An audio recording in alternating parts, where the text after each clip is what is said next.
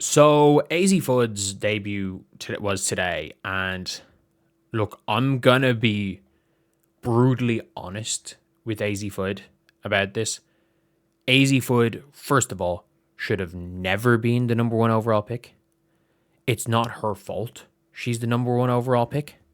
Like, it is absolutely not her fault that a team took her because she did well at UConn. It's not her fault. If the Wings had the sixth pick and took Azzi Fudd with the sixth pick, there would be no pressure to start her. She wouldn't be starting. There'd be no question about it that she wouldn't be starting.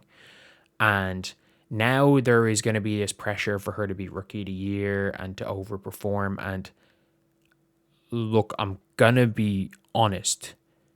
If Azzi Fudd takes more than 2 dribbles, she's not doing anything.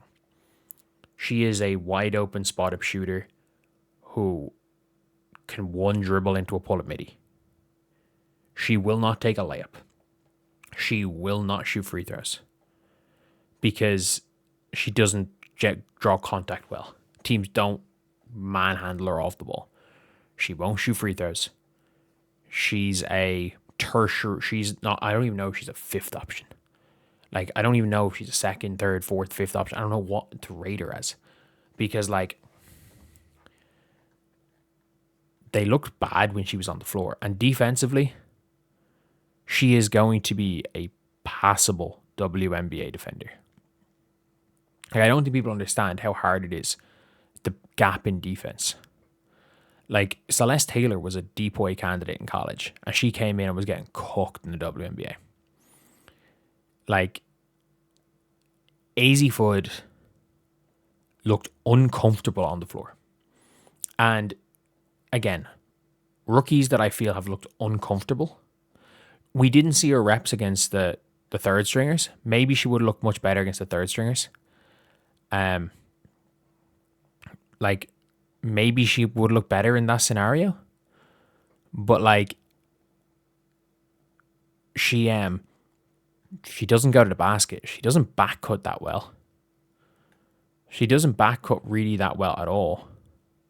And again, she made a layup, which is big, I guess. She barely ever made them in college. And shot a pull-up in the first possession of the game. But I'm going to be completely honest. She did not look comfortable. She doesn't look comfortable with the ball in her hand.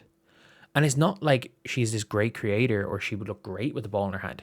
She doesn't look comfortable. Like, there is a big difference, in my opinion, between being good with the ball in your hand and being comfortable. There's a baseline level of comfortable you have to be like a really good player at the pro level. To be a really good pro. There's a baseline level of comfortability, even if you're an off-the-ball player, that you have to be like a really good, like, guaranteed starter. And by the way, I'm not trying to say that Azzi Fudd isn't somebody that should, like, that's going to go and play, or it's going to be a bad pro, because she's not. She's going to be a really good pro. The problem is like, what level do you put Azzi Fudd at just as a player? Like, is she, like, in a redraft, do you project her to be better than Flaw J? No. Like, it's one of those things where it's like, if Flaw J reaches her potential, is Flaw J going to be better? Yes. Yes, I think nearly everybody will agree with that statement. That, like, if Flaw J reaches her potential, Flaw J is going to be the better player of the two. Is Olivia Miles going to be better than Azzi Fudd? Almost certainly. Is AWFUL going to be better than Azzi Fudd, man? AWFUL might be better than Azzi Fudd today. She might be better than Azzi Fudd today. AWFUL's 19. Azzi Fudd's 24. Like, in a while. Like, it is not long until she turns 24. She turns 24 in like, during this season. So I think there's a lot of pressure when it comes to Azzi Fudd because she was that number 1 overall pick.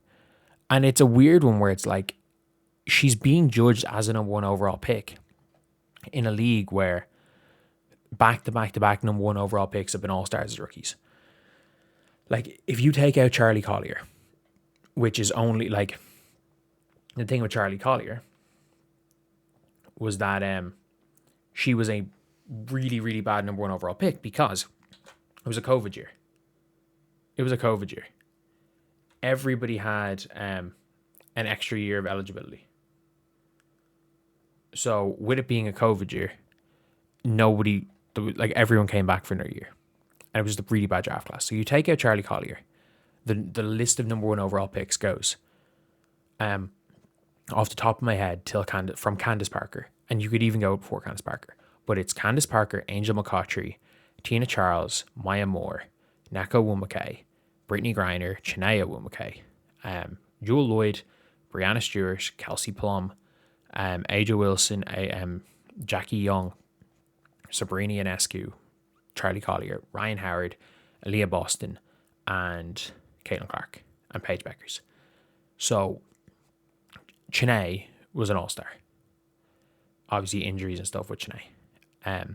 But if outside of Chinea Wumake, if you take out her, and I still don't even, like, she might not be Chinea level. She will probably be the second worst number 1 overall pick in 20 years. And with the number 1 being the Anthony Bennett of number 1 overall picks and Charlie Collier. And that's kind of where it becomes really, really tough for, it becomes really tough for, Azzi to live up to that expectations. Because when it comes to Azzi for the expectations is that, like, she realistically has to,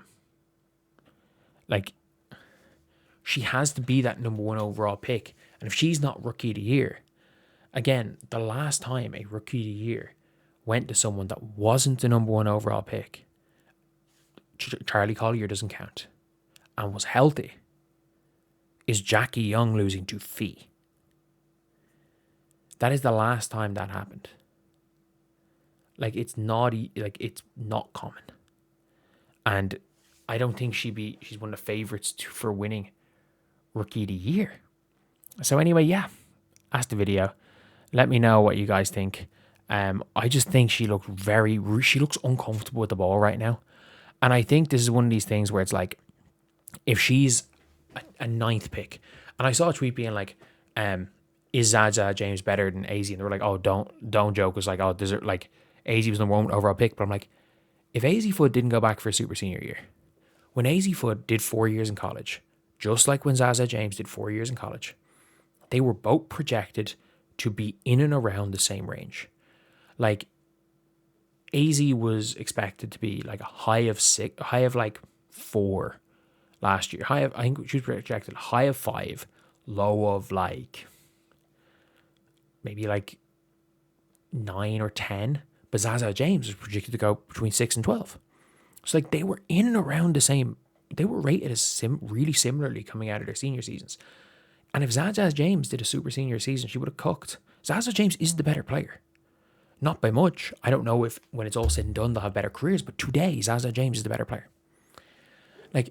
Azzi Fudd on the Dallas Wings is the 7th or 8th best player on this team.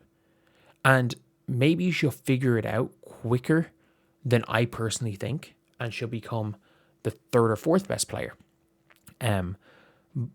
halfway through the year. It might take till the end of the year before she gets that.